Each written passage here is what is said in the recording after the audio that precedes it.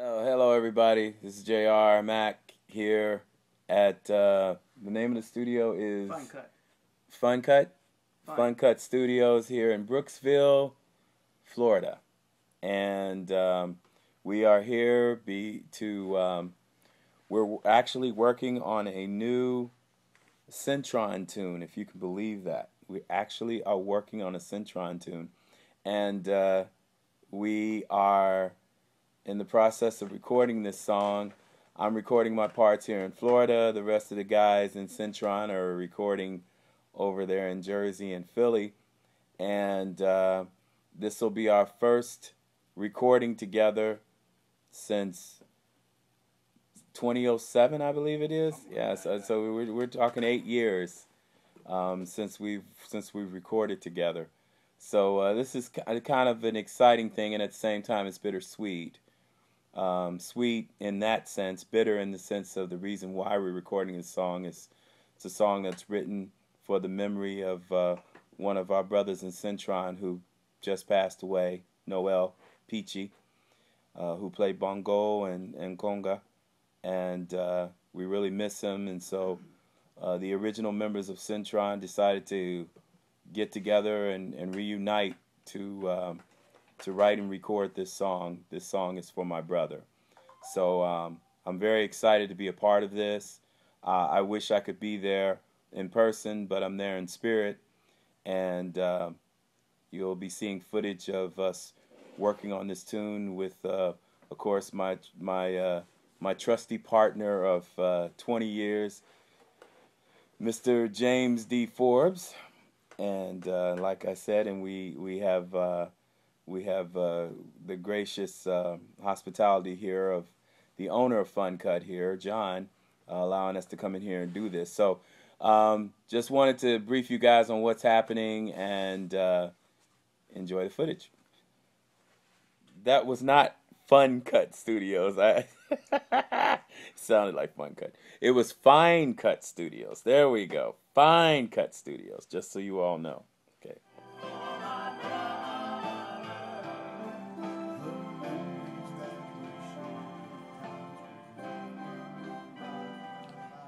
So I think what I probably want to do is probably knock out those backing vocals first. Okay. And then we can tackle those verses. Yeah, I got a ton of tracks set up already, so. Okay. I think I'm ready. I'll go out there and check it out. Yeah, we'll put you on the Flea 47, and I got you patched through some stuff, so I'll take a little time to get that tweaked level-wise, and then we'll be good. Okay. All right. I don't know, Forbes, what do you think? Sounds great, dude. Really? Seriously? Yeah. Are you doubting your engineer's word? Oh, no. It's just, it's so funny because it's like I said, it's bitter and it's sweet at the same time. It's bitter because of the subject matter, and it's bitter because usually, Forbes and I are there. We're usually in close proximity to the fellas. You know what I'm saying? So we can go in and Yeah. And Rocco's usually there and Jimmy's there and whatever. But doing it this way, it's bitter. But then the sweetness of it is the fact that we're able to accomplish this, because I think after Rocco left the band, I left the band. Jimmy has been there back and forth, I think, and then he got sick. He had heart problems too. So at one point, we didn't know. We had talked about. I remember Gardo talking to me a few years ago about doing a reunion. And I was like, yeah, let me know. I'm all about it. And of course now a reunion with all the fellas, of course, is impossible because we've lost NOEL. But I always felt that Centron never really reached their peak. You know what I mean? I felt like we were almost there. You know what I mean? We And I think a couple more records and we probably would have been there, you know. Maybe it's not too late. Maybe. And that's why I'm saying I've been dying to want to do another Latin record anyway with Gardo for the longest time. I mean, I've got songs and everything. It's just, you know, everybody's schedule is so crazy, you know. And, you know, I mean, there's just, you know, but I think there are a lot of people out there, a lot of Cintron fans that would love to see, you know, all the original guys on one stage again, you know. And, oh, believe me, if they called me, I'd come. I'd do it. Because it was great. It was magic on stage with those fellas. I mean, you had 14, 15 guys on stage, and the magic on that stage, that chemistry was unbelievable. Unbelievable.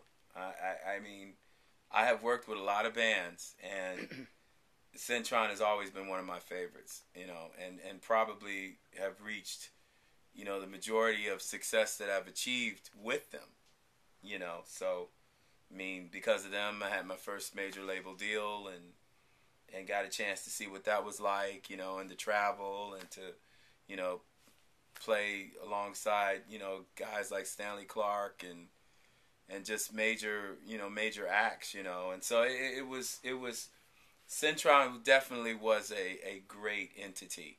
And you know, I mean, I don't think it's over. I really don't. I think we got one more record left in us, at least one. You know what I mean? I think it's got maybe two. Maybe two. I don't know, but I know we got one for sure. And you know, I mean, if this could be the song that can trigger that, you know, I mean, because you know, when you lose people like that, and the one thing about Cintron was a family. You know, family was very important to them, and so losing any member of the band in death is like losing, you know, a family member. And so, you know, you really begin to pay attention to your mortality, you know, your humanity, when something like this happens. And so naturally, you know, I would like to see us, you know, put one more at least in the record books before this is over, you know, at least. So if this is the song that triggers it, great, you know. But yeah, I would love to do another Cintron album, and I think there are again people out in the world who want to see that happen. So we'll see. Just keep our fingers crossed. If you want something bad enough, it'll come. Yeah. I mean, we did, you know, and like Rocco said, you know, he said, hey, at least we made a dent, and we did. You know, we made a dent. You know, we did some things that nobody thought we could do. You know.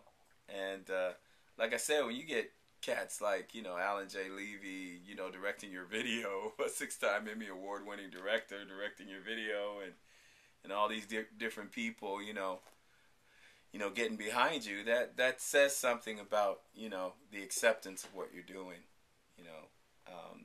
And like I said, Cintron, I mean, you can listen to those Cintron records today, and, you know, here we are 10, 15 years later, and those records still stand up, you know. They were great records, especially that first album, right, Forbes? Absolutely. Absolutely, yeah. Cintron, absolutely. That was the one, man. I tell you. That absolutely, and Hitman, yeah. Yeah, I loved Hitman. Hitman was a good one, and even back in the day too. That was a good one. You know.